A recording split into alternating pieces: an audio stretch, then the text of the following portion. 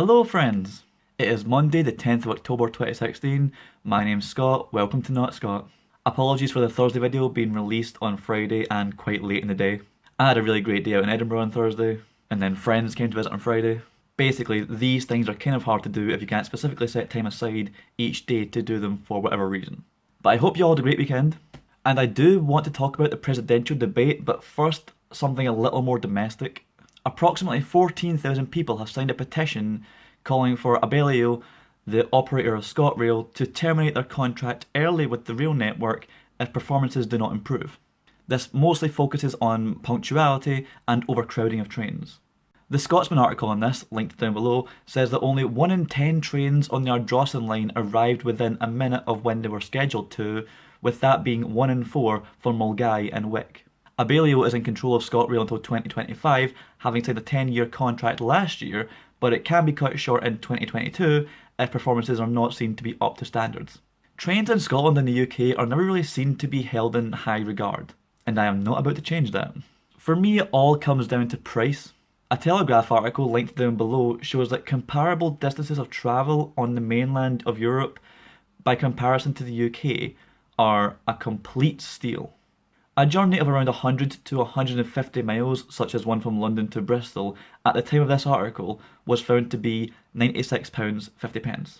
While between Belgium, Italy, France and Poland, the one that was second to the UK's price was France, with a journey between Marseille to Nice being £29. Also, I completely apologise for my pronunciation of anything to do with Marseille. Again, a 200 mile or longer distance travelled from London to Edinburgh was found to be £125, while a comparable distance such as Milan to Rome in Italy was found to be £35. Commuters are paying a ridiculous amount of money in the UK for a service that is underperforming. Even if it wasn't underperforming, at these prices I would expect a glass of champagne, a massage and probably a handjob. And that is without even mentioning the cost of on-peak prices. Admittedly, I don't know how this translates, if it's a universal thing, but at certain times of the day, usually commuter hours, then the network will raise prices due to a high volume of commuters. So because the rail company knows you have no alternative in how you get to work or how you get to university, they raise the price. I'm not someone who recycles or does my part for the environment. I hold my hands up. I believe in climate change and everything, please don't publicly shame me. But if the idea is that we use public transport to leave our cars at home, the practice of raising prices at the times when most people are using public transport is actually an incentive to take the car. If you carpool, you will literally save hundreds of pounds in just a few months. Not only that, but it stunts social mobility as well. So you want to commute to Glasgow because you can't find any work in your small town? Great, here's a job in the city, but to get to it, we're going to charge you more than you would usually pay at any other point of the day when travelling on this line. It is effectively a tax that only affects poorer workers. This is one of those things we don't really talk about in the UK, and I'm not really sure why. We complain about tardiness, we complain about overcrowding, but we never really think that we're getting a bum deal by comparison to the rest of the continent. And like the article points out, it is an underperforming service. In the winter in particular, you sort of feel like all the people on the train should be greased up just so we can slot in. I think ScotRail, Abellio and even the Scottish Government should consider themselves quite lucky that the angriest people have got over this so far is just a petition. Because to me, commuters have been taken for an unpleasant, overcrowded and delayed ride for quite some time. What do you guys think? Is there enough out there criticising public transport in this country? Or is it actually pretty great and all these people signing a petition and myself need to lighten up a bit? Speaking of train wreck metaphors, I try to be objective in like every situation, but my god, Donald Trump makes it very difficult. The second presidential debate was quite noteworthy in that he said if he was successful he would jail his political opponent. He said he hadn't talked to his running mate on something they disagreed with. And he says no one respects women more than he does. I get that Trump symbolises a few things that America and Americans are very proud of. He isn't a politician, and the electoral system is set up so that literally anyone can be president. So he is absolutely showing that that system works.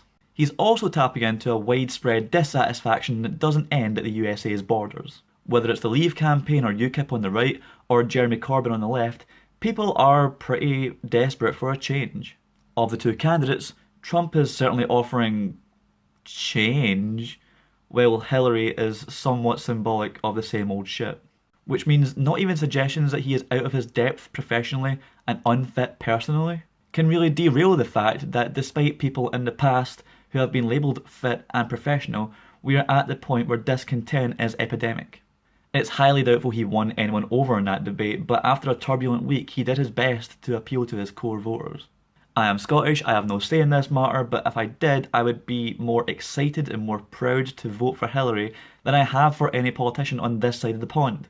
Even if you see voting for her as more of a protest against Trump, I would be so excited to democratically vote against someone who, on the world stage, seems like a larger-than-life monster, but is actually just that person we all know who is a big bully.